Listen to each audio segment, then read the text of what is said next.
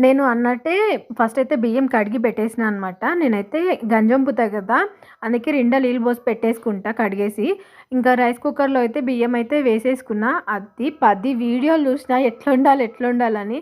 వాళ్ళేమో ఇంకా వేరే వేరేయి చూపిస్తున్నారు. నాకేమో కంట్రోల్ బియ్యంవే కావాలని నేను కొడుతున్నా యూట్యూబ్‌ల. అసలొస్తలేదు. లాస్ట్‌కొచ్చి ఇంక నాది నేనే ప్రయోగం చేసేసిన. ఇంకా ఎట్లా పెట్టాలి? ఎట్లా స్విచ్ ఆన్ చేయాలి? ఇది మాత్రమే చూసుకున్నా అనమాట యూట్యూబ్‌ల. తర్వాతయితే 2 గ్లాసులు బియ్యమయితే నానబెట్టినా గదా! 3 గ్లాసులు నీళ్ళైతే పోసేసిన. పోసేసి ఇంగ రైస్ కుక్కర్ అయితే పెట్టడం అయితే భయమైతుంది. ఎట్లా కాలుతదా? షాక్ కొడతదా? ఏమంటారు పేలిపోతదా? అనేసి భయమైతా ఉంది. పొయ్యి మీద ఇంగ పెట్టేసి ఇంకా మాదేమో చెక్క సెల్ఫ్ గదా! ఇంక స్టాండ్ లేదు. కుర్చీ మీద పెడదామంటే, అమ్మో! ప్లాస్టిక్ కుర్చీ మీద పెడితే ఏమైతదో ఏమో అని మళ్ళీ అదొక భయం. అందులో వైర్ అందుతదో కాదో అనేసి మళ్ళీ ఆ సందులోనే పెట్టేసి ఇంకా ప్లగ్ అయితే పెట్టేసి కూర్చున్నా అనమాట ఇంగ.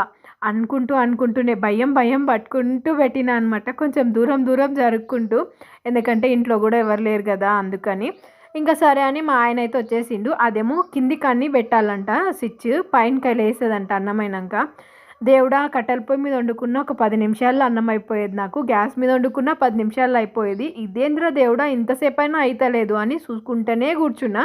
మా ఆయననేమో అయ్యుంటది పో పైన పడి ఉంటది బటన్ నువ్వు చూసుకుంటలేవు అని అన్నాడు. ఇంగ తర్వాత పోయి చూస్తే అయ్యింది. ఇద్దరమైతే అన్నం తినేసినామనమాట. మీరైతే ఒక లైక్ చేయండి.